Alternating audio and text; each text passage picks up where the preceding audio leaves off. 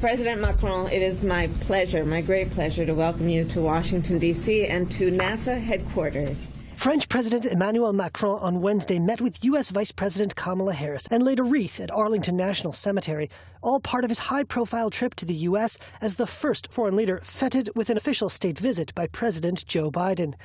It's an event aimed at recognizing France's status as America's oldest ally, with Biden administration officials stressing America's unwavering support for its partners around the globe and the importance of alliances in confronting global challenges. Here's National Security Advisor John Kirby.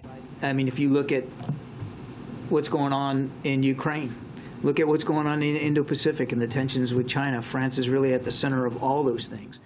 The visit also highlights the unique way that Macron has raised France's profile on the world stage, and particularly in the United States. Since he swept to power in 2017, Macron has launched a flurry of international initiatives that have made him one of the most active global leaders. From Beirut to Bangkok, and from the Kremlin to the White House, he has sought to place himself at the center of every crisis, with a flair for seizing the moment, which he tried to do with the vice president at NASA. We do share this history. We do have the same commitment and attachment to science and progress, but we do share as well the same democratic values.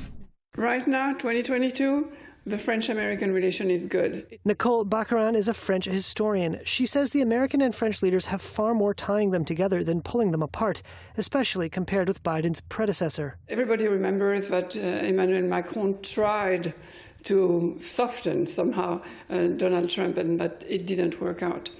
The Biden White House is a friendly White House towards Europe. I mean, Biden is an old internationalist, and Emmanuel Macron, who is such a European leader as such, there is a good basis to understand each other. Despite that understanding, Washington and Paris do not see everything eye to eye.